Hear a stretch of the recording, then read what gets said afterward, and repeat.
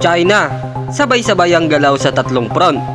Ang pagpapalakas ng military sa Asia Pacific, pagbibigay ng humanitarian aid sa gitnang silangan, at pakikipag-usap sa mga bansa sa Europa. Pero ano nga ba talaga ang layunin nito? Global dominance ba o hakbang para sa kapayapaan? Ang bawat galaw ngayon, pwedeng magbago sa direksyon ng mundo. Alamin natin yan sa pinakabagong update.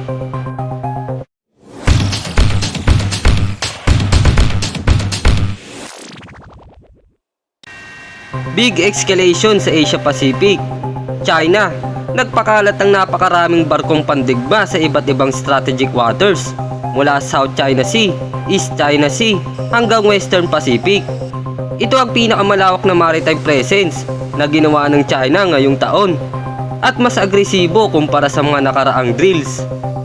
Higit 100 warship at Coast Guard vessel ang kumikilos ng sabay-sabay. Kasama pa ang Air Force ng China na nagsagawa ng missile simulation attack at mock targeting sa mga posibleng papasok na foreign ship sa rehiyon. Ayon sa mga regional security analyst, hindi ito regular training. Ang kilos ay nakabase sa tinatawag na access and area denial strategy o paghahanda para pigilan ang paglapit ng militar mula sa ibang bansa sakaling magkaroon ng tensyon sa Taiwan o sa mga disputed islands sa South China Sea. 电磁弹射阻拦系统的性能底数掌握更加精准，对各型装备的操作使用更加熟练，各站位与舰载机飞行员之间协同配合更加默契。 Lalong naging agresibo ang deployment matapos maglabas ng pahayag ang Japan na handa itong tumulong militarily kung sakaling umatake ang China sa Taiwan. Dahil dito, dinagdagan pa ng China ang galaw sa paligid ng Taiwan Strait at sa mga karagatang malapit sa Japan. May reports din mula sa mga defense monitoring units na paminsan-minsan nagsasagawa ang China ng mock attack patterns sa mga foreign navy vessel sa Taiwan Strait. Hindi aktual na pag-atake pero malino na pagpapakita ng kapangyarihan at kontrol.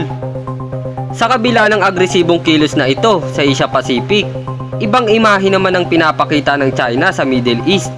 Habang tumitindi ang tensyon sa karagatan, inanunsyo ni President Xi Jinping ang pagbibigay ng $100 million na humanitarian aid para sa Gaza. Ang pondong ito ay ilalaan para sa pagkain, gamot, emergency supplies, at pag-rebuild ng mga nasirang lugar dahil sa tuloy-tuloy na digmaan. Sinabi ng China na hindi dapat manatiling walang direksyon ng humanitarian response sa Gaza at dapat ay magkaroon ng tunay na tulong sa mga biktima. Ang timing ng humanitarian aid ay kapansin-pansin. Habang nagpapakita ng military power sa Asia, pinapalawak naman ng China ang impluensya sa Middle East gamit ang soft power, tulong, diplomasya at panawagan para sa kapayapaan. At hindi roon nagtatapos. Sa parehong linggo, nakipagpulong ang China sa France sa isang high-level meeting. Isa sa pinakamahalagang pahayag doon, hinimok ng China ang France na maunawaan at suportahan ang posisyon nito laban sa tumitinding tensyon sa Japan. Sinasabing ang mga kilos ng Japan, lalo na ang posibleng pakikialam nito sa Taiwan issue, ay nagdadagdag ng delikadong tensyon sa Asia Pacific. Kaya hinihikayat ng China ang ilang bansa sa Europe na maging mas maingat sa pagsuporta sa anumang posibleng military involvement sa rehiyon. Sa ngayon, hindi pa nagbibigay ng malinaw na pahayag ang France. Nananatili itong neutral, ngunit patuloy ang diplomatic talks at maaaring magkaroon ng pagbabago depende sa takbo ng krisis sa Asia. Sa kabuuan, tatlong malalaking hakbang ang sabay na pinapatakbo ng China. Ang pagpapalakas ng military presence sa Asia Pacific, pagbibigay ng humanitarian aid sa Gaza, at pagbuo ng diplomatic influence sa Europe at global politics. Ang kombinasyon na ito ay nagpapakita ng dalawang muka ng kapangyarihan, hard power sa dagat, soft power sa ibang panig ng mundo.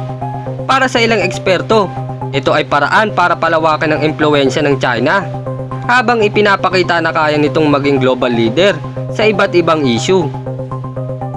Pero may katapat na panganib. Habang lumalakas ang presensya ng China sa tubig, tumataas ang posibilidad ng miscalculation, mga aksidenteng maaaring mag-trigger ng mas malawak na conflict, lalo na kung may mga foreign navy na makaharap ang Chinese warship. Mahalaga rin ang magiging hakbang ng mga bansang malapit dito. lalo na ang Southeast Asia, kabilang na ang Pilipinas na may sariling territorial dispute sa China. Sa paglala ng sitwasyon, mas tumataas ang pangangailangan ng balanseng diplomasya at matibay na monitoring. Posible ring magbago ang dynamic sa gitnang silangan kapag lumalim ang humanitarian involvement ng China sa Gaza. Pwedeng maging mas malapit dito ang ilang bansa sa Middle East, isang mahalagang leverage sa international politics. Kaya makikita ngayon na ang China ay hindi lamang kumikilos bilang regional power. Unti-unti nitong inaangkin ng papel bilang global influencer gamit ang hukbong dagat, pera at diplomasya.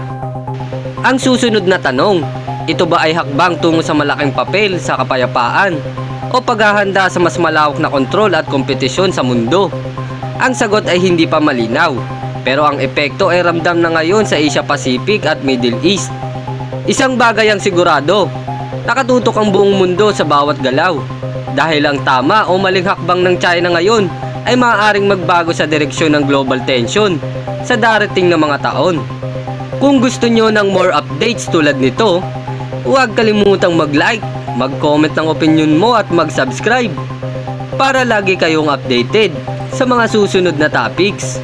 Maraming salamat po sa panonood. Stay tuned, stay connected, and stay safe.